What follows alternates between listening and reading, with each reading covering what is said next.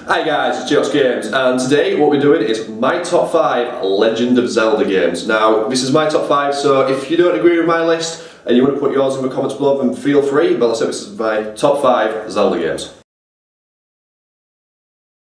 So, going in at number 5 is the first ever Zelda game which I played, and it was for the Game Boy, and that is Link's Awakening. Now, for a 9-year-old, this game was hard, and I mean hard. I mean, I'm used to playing Pokemon games at this point, but yeah, it was a really hard game. Now, what I like about it is, apart from it being the first one, is it's not in Hyrule. It is one of very few Zelda games that's not based in Hyrule, so there's no Zelda in it. This one is based around the Windfish, which is really good. I enjoyed the story. It is kind of a dark ending. So spoiler alert, if you're going to wait, it's to complete the game, you're on an island, and what you do is to wake the Windfish up to escape. But when you wake the Windfish up, you will get rid of the island and all its inhabitants, because it is a dream, but it is done well where there is consequences to it, because these people are real still, even though they are a dream, you do connect to them, so it's pretty dark, the ending, to be honest. It's not like Majora's Mask dark or anything like that, but it is dark.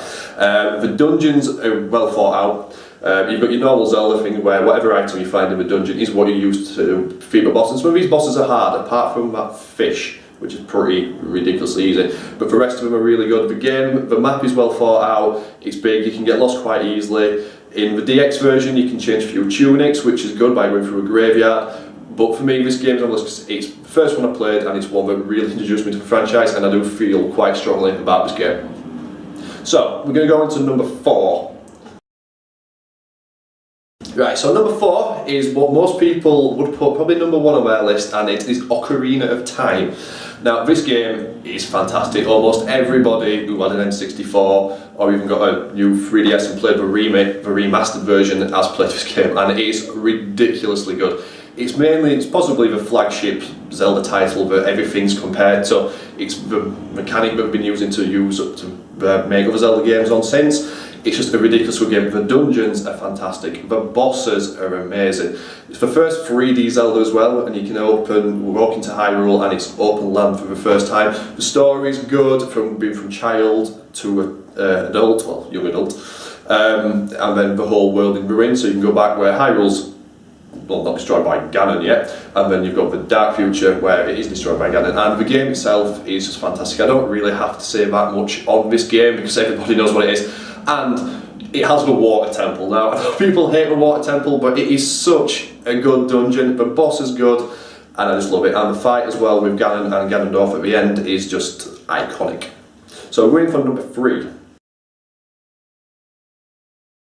Right, so my number 3 on this list is Twilight Princess. Came out for the GameCube and the Wii. There's a lot more copies made for the Wii than was the GameCube, but for me, Twilight Princess comes free because it follows on the story of Ocarina of Time pretty well as well. It explains what happens to Ganondorf after you leave, what happens to the sages, and Ganon getting sealed again. It's really good. You can transform into a wolf as well, which is fantastic. I love playing as wolf. It has the best sidekick in any game, and that is Midna. Midna is brilliant. It's not Navi or anything like that, but Midna is truly fantastic.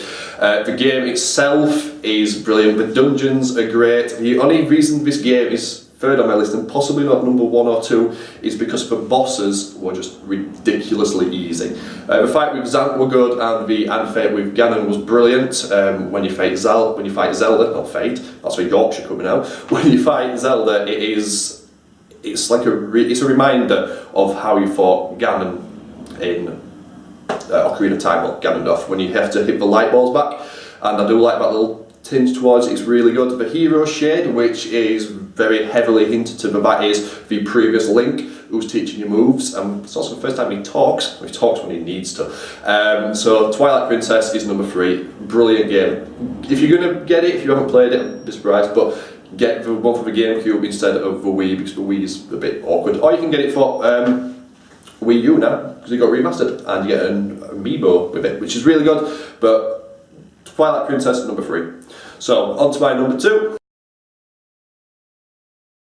So, number 2 on my list is the Oracle of Ages. Now, Oracle and Agencies kind of go together, but I do prefer Ages over Seasons, because when you do go back in time, the map changes completely. Some areas are roughly the same, but there's a lot of changes, which kind of keeps it fresh, because because you've got the newer world and then the older one, and there's puzzles that you've got to do with the older one to get around in the newer ones, and it is really well thought out. The map itself will change depending on what companion that you get, whether either it's Dimitri, Moosh, or that other one, the kangaroo, I forgot his name, let's call him Joey, I'm going to put it here. What's he called?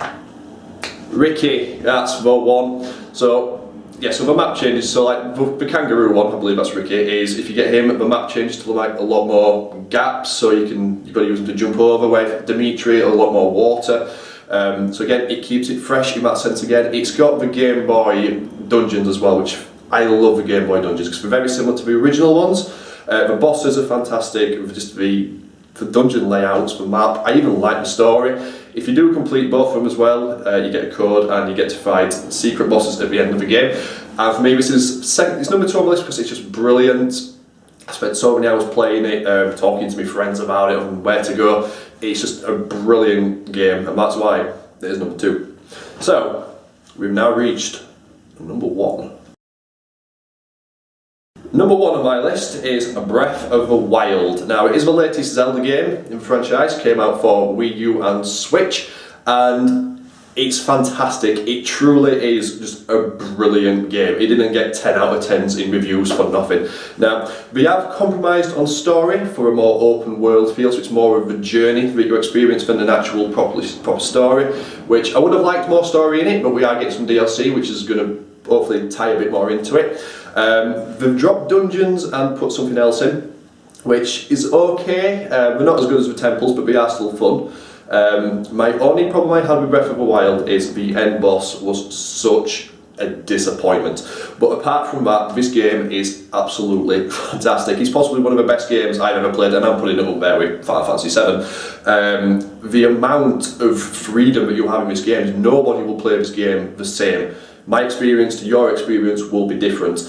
There's so many different claws, weapons. You can't just go in with Master Sword and kill everything because it takes a long time to get that Master Sword. I really like how they've done it.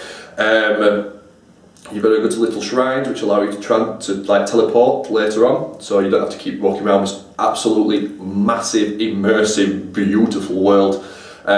If you have not played Breath of the Wild, I would recommend going out and getting a console and playing it, because it is going to be one of those games that's going to go down in history as one of the best games ever made. Anyway guys, I've been Geox Games. It will also be on Media Rain as well, so we're putting it on my own channel and Media Rain, which is mine and Matt Strat's channel. If you like what you've seen, please feel free to comment, subscribe and like, and I'll see you next time guys.